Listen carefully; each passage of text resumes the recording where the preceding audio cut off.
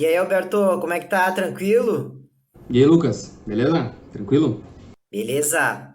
Alberto, olha só, tava aqui fazendo um rango, alimentação básica do brasileiro, arroz, feijão e carne.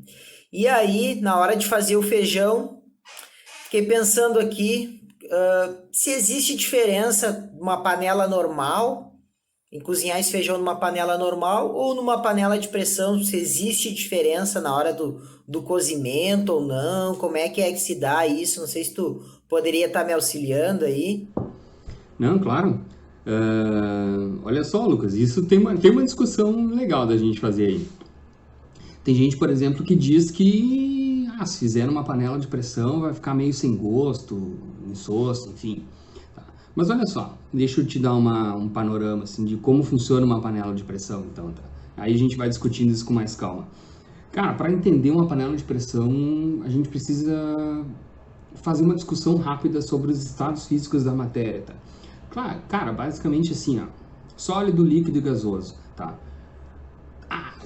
Mas tem o condensado de Bose-Einstein e o plasma. Bom, não vamos entrar muito nesses aí que eles são mais complicados. Tá falando de sólido, líquido e gasoso, tá? O que diferencia eles? Olha só, aqui, ó, nesse caso, tá? Eu tenho moléculas de água, certo? Dá pra ver, ó, que no estado sólido e numa temperatura abaixo de 0 graus, né?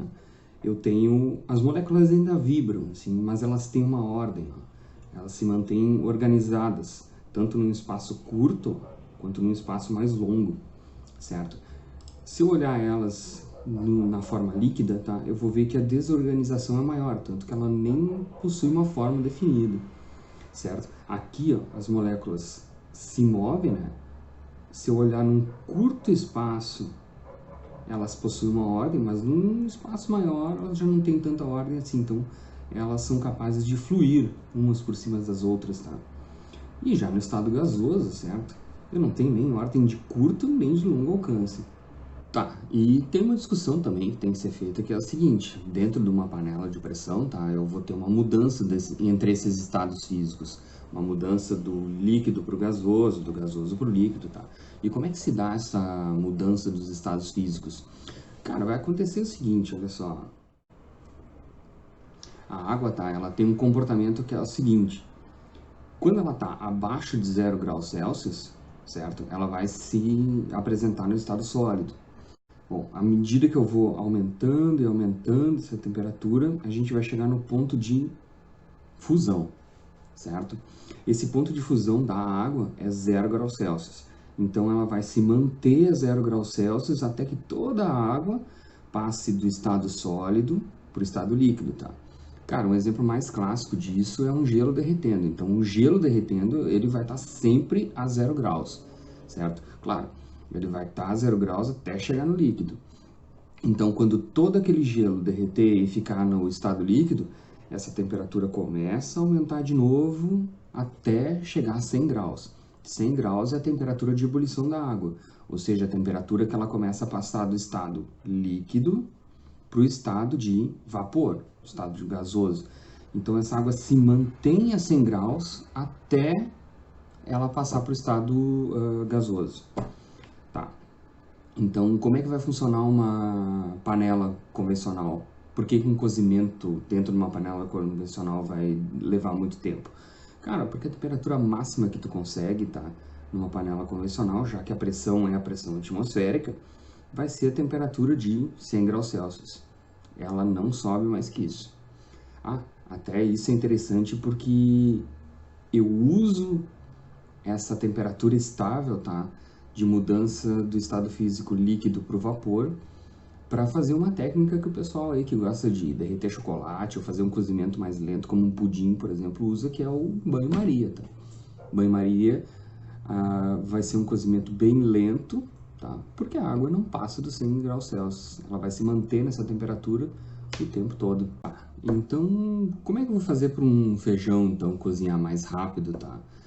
Já que a temperatura máxima que eu vou conseguir com uma panela convencional é 100 graus Celsius. Bom, há uma maneira. Essa maneira é aumentar a pressão. Então, olha só, segundo aqui esse livro, tá, do Hervé Tiz, ele diz o seguinte: Basicamente, se eu uso uma panela de pressão, tá, ela vai atingir aproximadamente lá seus 130 graus, tá, 130 graus Celsius. E esse cozimento vai ser 3 vezes mais rápido, então ao invés de levar lá 2 horas, 2 horas e meia para cozinhar um feijão, ele vai levar o quê? 30 minutos, certo? Então, olha só como é que funciona uma panela de pressão no fim das contas, ó. Se eu pegar esse diagrama aqui, o que eu posso notar? Vai haver um equilíbrio, tá? Ou seja, a água aqui vai receber esse calor, tá? E vai passar para o estado gasoso. Mas, quando ele passa para o estado gasoso, uma parcela dele acaba resfriando e voltando ao estado líquido, certo? Então, agora, dentro dessa panela de pressão, o que eu vou observar aqui? Claro, vai haver um equilíbrio entre a fase líquida e a fase gasosa, certo? Essa água líquida vai receber calor, vai passar para o estado gasoso, certo? E esse gás vai se armazenar nessa parte superior da panela. Tá, só que olha só, à medida que aumenta essa quantidade de gás aqui, na parte de cima da panela, isso vai impedir que parte dessa água passe para o estado gasoso. Então a água vai absorver uma quantidade maior de calor e ficar no estado líquido, certo? Ou seja, essa pressão feita por esse gás aqui na parte de cima da panela vai manter a água no estado líquido. Então, até isso serve para ilustrar outras coisas, tá? Como a pressão exerce uma força sobre uma substância, né? E faz com que ela fique líquida, certo? Até daí entram outras curiosidades, tá? Como exemplo, a água ferve a 100 graus Celsius? Sim e não. Ela só ferve a 100 graus Celsius no nível do mar. Tá? Mas se eu for, por exemplo, lá pelo Monte Everest, tá? Que é o ponto mais alto do mundo, ela vai ferver a uma temperatura de 70 graus aproximadamente, tá? Por quê? Porque olha só, justamente no nível do mar eu vou ter uma coluna de ar maior em cima do líquido, tá? Que vai fazer uma pressão em cima dele e vai fazer maior força para aquele líquido passar por estado gasoso, certo? E se eu estiver lá no Monte Everest, essa coluna de ar vai ser menor. Então a temperatura que eu preciso para a água líquida passar para o estado gasoso vai ser menor, tá? E vai cozinhar mais lento ainda. Para eu fazer feijão, tá, numa panela convencional, no nível do mar, vai levar umas 3 horas. Lá no Monte Everest vai levar umas 5, 6 horas cozinhando. Isso é uma mão, né? Entendi, Alberto. Sabe, tu estava falando agora e eu estava pensando aqui que, como eu trabalhei muitos anos em academia, a dúvida frequente assim dos alunos é quanto a essa questão de nutrição, de alimentação. Aí sempre ocorre aquela pergunta: ô professor, o que que eu como antes de fazer academia ou de um exercício físico? O que que eu como depois? O pré e o pós-treino, né? E aí tava pensando que normalmente as pessoas têm muita dúvida no que comer antes uma determinada atividade física, né? E aí eu pensei que o pré-treino, antes de um treino, sempre é bom comer um carboidrato. O que que é o carboidrato? É o que vai dar energia, né? Para te poder ter força para executar aqueles exercícios, né? E o que que são os carboidratos na realidade, né? Eles são de fácil absorção do organismo e eles são o quê? Batata doce, massa, arroz, mandioca, os pães integrais, porque eles têm um índice de glicose menor. O que que é a glicose? É açúcar, né? Então, quanto menos açúcar, melhor. Tá, mas isso é no pré-treino, né? E no pré-treino também a gente pode incluir aí as frutas, né? As frutas sempre são de fácil absorção, então, tanto antes quanto depois a gente pode estar ingerindo, né? Pós-treino a gente aconselha sempre as carnes brancas, como aves e peixes, né? Principalmente aquelas partes dessas carnes que são menos gordurosas, até uma carne vermelha também, né? Que seja magra. E o pessoal aconselha bastante também a proteína do ovo. O que que é a proteína do ovo? Que é aquela parte branca, né? Que é o que tem proteína e que auxilia naquela reconstituição muscular, né? Então seria mais ou menos isso. Sim, aquela parte branca lá daí é rica em proteína e a gema, no fim das contas, é É mais rica em exatamente. gordura, né? Então, essa parte branca ela é mais aconselhável no pós-treino, né? E claro que aí tu pode estar aconselhando, acompanhando isso, melhor dizendo, com saladas, com legumes e tendo essa alimentação balanceada, assim, né? E aí o que que a gente costuma sempre auxiliar nesse processo é que os alunos tenham cuidado na ingestão, por exemplo, de alimentos ricos em gordura, por exemplo, fritura, batata frita, por exemplo, ou o próprio refrigerante, que tem muito açúcar. Então, essas relações a gente precisa tá fazendo para que o exercício físico e a alimentação, assim como o descanso, possam estar andando juntas, assim. Ô Lucas, olha só, eu tenho uma dúvida aqui que é a seguinte, assim, ó, eu vejo sempre o pessoal falar de gordura, tá? Eu devo comer gordura, eu devo evitar elas completamente? O que eu tenho que fazer?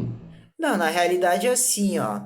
Tu pode, como tu deve comer gordura, tá? Mas o ideal é que tu não abuse delas, tá? E o ideal também é que tu privilegie as gorduras vegetais, né? Por exemplo, óleos, oleaginoso, que são as amêndoas, por exemplo, as castanhas. Isso tudo tem um determinado tipo de óleo. Tu pode comer e deve comer, mas o ideal é que tu não exagere nelas. Não se passar, digamos assim. É, exatamente. Tá, olha só, Alberto, voltando lá na primeira pergunta, tá? Eu vi muita gente já falando de ter medo de cozinhar com a panela de pressão. Tem algum risco? Tem que se ter algum cuidado em relação a isso? Como é que funciona na prática isso? Não, Lucas, isso aí, o cara tem que ter alguns cuidados sim para manusear uma panela de pressão, tá? É, primeiro, assim, algumas coisas. Uma panela de pressão, tá? Tem esse peso aqui em cima, essa válvula peso, tá? O que que acontece? Tu tem que verificar se ela tá bem livre, certo? Porque como é que funciona uma panela de pressão? Aqui dentro a pressão vai estar aumentando e se ela aumentar indefinidamente, vai ter uma hora que o metal não vai aguentar, ela vai explodir, tá?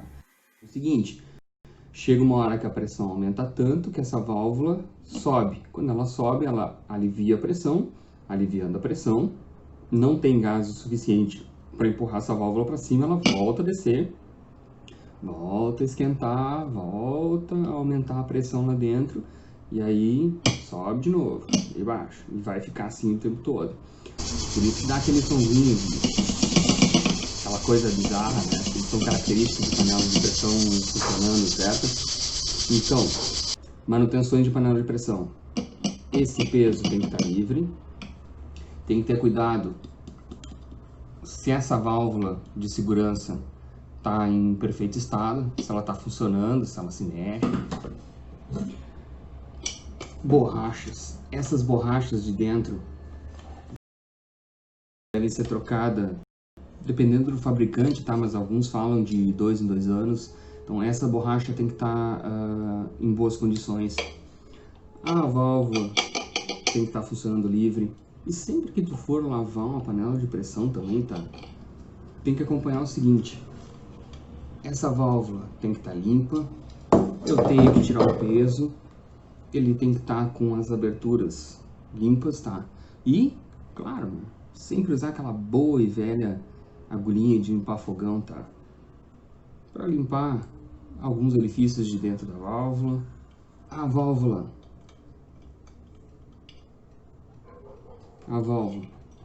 tem que estar desobstruída. Caso tenha algum problema com a válvula de segurança, tu pode trocar ela. É algo barato, tá? Custa em torno aí de R$ 2 um selo desse. É de fácil manutenção, visto que é só uma borracha. tá? Mas tem outros tipos de selo também, tem o selo metálico. Aí é só tu pegar uma chave de boca e rosquear novamente. O peso, esse tem que estar sempre rosqueado e livre para funcionar. A válvula limpa, todas as extremidades sem nenhuma incrustação, sem nenhum material depositado ali. Caso seja necessário, usa uma agulhinha de limpar bico de fogão, tá? Para desobstruir elas. E é isso. E as formas de abrir uma panela de pressão. Tem basicamente 3 técnicas que tu pode usar para abrir uma panela de pressão. A primeira delas é: espera, fica esperando. Mas não é uma coisa muito interessante de se fazer, porque vai levar um tempo. A segunda técnica, eu alivio a pressão levantando a válvula. E a terceira técnica, que é a mais indicada no fim das contas para uso doméstico, é a seguinte: pega a tua panela de pressão, leva para baixo da torneira, numa pia, joga água fria em cima dela, vai reduzir a pressão do gás lá na panela e só abrir a panela. Era isso, Lucas. Essas foram as técnicas de manuseio básico de uma panela de pressão. Entendi. Eu sinceramente não sabia que tinha que tirar aquele pezinho, que tinha que passar aquela agulha para limpar, enfim. Maravilha, então, Alberto. Agora eu consegui entender que então a panela de pressão ela cozinha mais rápido porque realmente está numa temperatura mais elevada, mais alta, né? E que a gente tem que ter cuidado ali no manuseio e na manutenção da panela para não correr nenhum risco. Tá, meu velho? Valeu Beleza? aí. Até Valeu, Lucas. mais. Até mais. Abraço. Tchau, tchau.